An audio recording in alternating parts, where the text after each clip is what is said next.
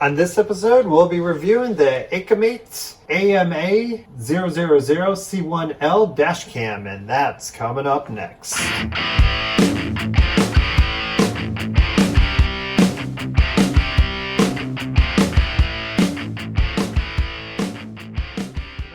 Hey YouTube, Dan from Southall Computing, and today we're going to be reviewing the AKAMATE AMA000C1L dash cam camera for your vehicle. As always, what we like to do first is unbox the device and see what comes in the package.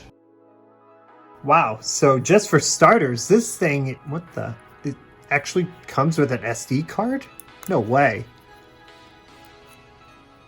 Wow, it actually comes with a 32 gig card on board. That's got to be a Southall Computing first. There is a little protective cover on the lens here that we'll remove now. So we have a cigarette light adapter to USB obviously, but I also noticed that this I've never seen is also an additional USB port right off of it. Pretty nifty. Okay, so this is a first too. This is obviously a suction cup mount, but it's done magnetically, no clips.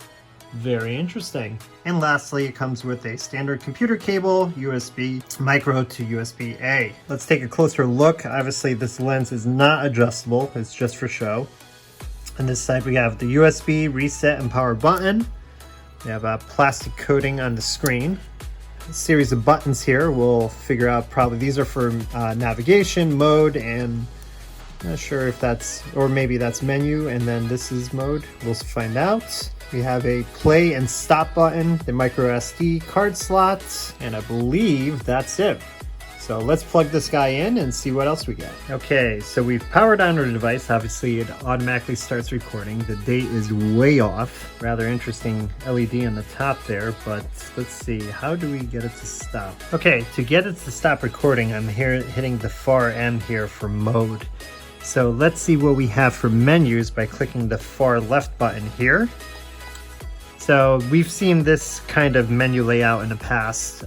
Let's see what we have. Resolution, I'm going to hit the OK button on the left hand side here. And obviously we don't believe that this has an actual 1080p capable camera lens in there, so we'll knock it down to 720p. Recording loop, how long you want your recording loops to be, 1, 2, or 3 minutes. We're going to go ahead and do 3. Exposure, obviously if you want to adjust that on the actual camera sensor. Motion detect, whether or not you want to turn it on. Whether or not you want it to record audio. The date and time stamp on all your recordings. To a G-force sensor to basically keep a video recording if it thinks something bad happened, like an accident. Some menus, we have parking monitor, setting the date and time, which we'll do right now.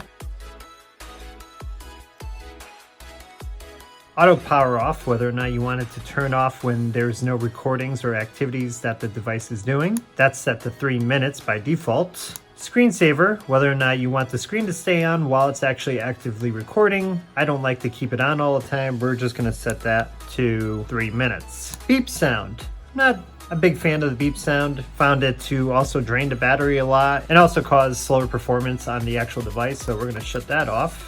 Your preferred language, the frequency of your lights in your area, and formatting your SD card, which we'll do right now. Reset the default settings, and lastly, the software revision. That pretty much sums up all of its setup features, so now what we're going to do is put it in the car and see how this guy fares with the rest of them. And here is our daytime shot, and right out of the gate here you could see a lot of stuttering happening here. We are recording at 1080p. This could either be A, the camera, or B, the speed of our micro SD card. I found that reducing at lower quality other than 1080p, you do not have this issue. As far as video quality, I think it looks great for a daytime shot. You could actually see everything, but other than that, you're not going to be able to read license plates unless you're right on top of the vehicle. And here is our nighttime shot. As you can see, it is very grainy.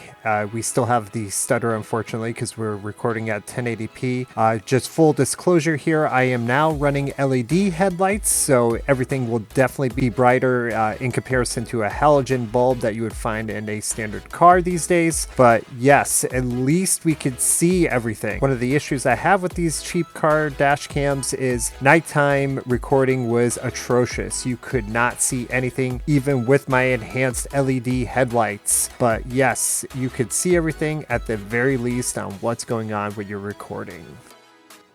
So, final roundup here. Where do I begin? One of my biggest pet peeves, now this could be the extreme cold temperatures overnight, but the battery in this particular device here does not retain the time on really cold nights. Now, I could have a defective battery. It could be something else where the battery capacity is just not good enough, but one of the things that drives me nuts is when it doesn't keep the correct date and time. Number two, my other annoyance is this magnet here. You would think this would be the metal part. No, the magnet is actually contained inside of the camera. Why is this bad? Well, if you're not paying attention and you want to pull footage off of your camera here and you put it in your pocket, within the same pocket you have your keys and or cell phone, this can cause damage to either or. Basically, it could erase your cell phone, it could also discolor or damage your screen, as well as your electronic key fob for your car. So having a magnet inside the top of the camera here is not a good idea. Luckily, there's been a couple times where I've forgotten this and I didn't do permanent damage to any of my devices. I also forgot to mention about audio quality. Audio quality on this device was pretty good. No overdriven microphones like we see on these cheap knockoff cameras. So with that, I was pretty satisfied with what I was getting as far as audio recordings with this camera. So, unfortunately, I cannot recommend this camera. Between the magnet, its inability to keep the date and time, and its inability to record at 1080p, I'm gonna have to say stay away from this dash cam recorder. As always, if you like what you see here, please like this video, comment below, subscribe to the channel, and join our forums. It would be greatly appreciated.